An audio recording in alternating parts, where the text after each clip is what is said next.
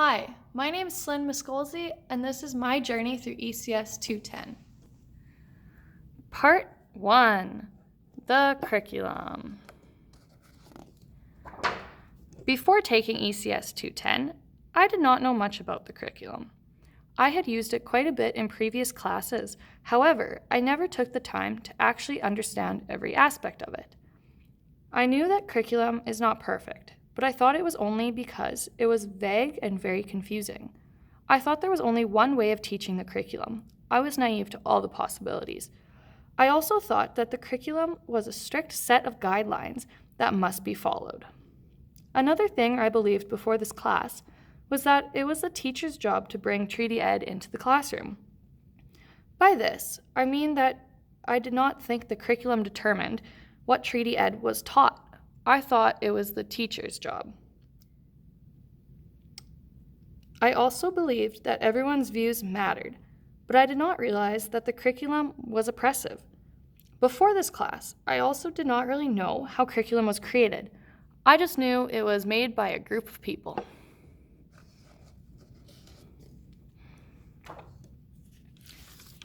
After taking ECS 210, I reflected on how my views have changed about the curriculum.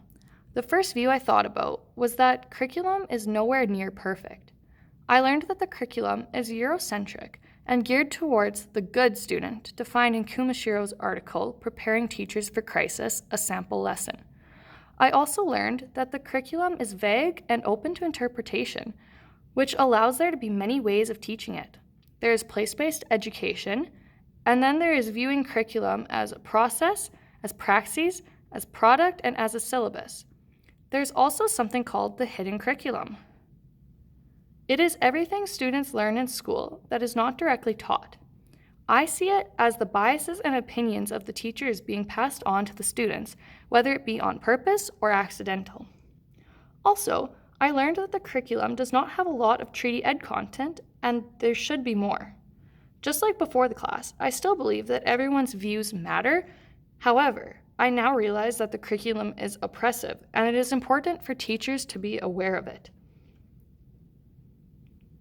One last view that I thought about is how curriculum is made. I learned that it is much more than a group of people making it.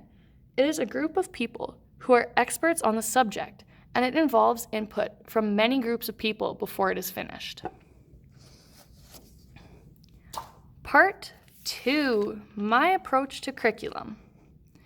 This semester, I had the privilege of doing my pre-internship.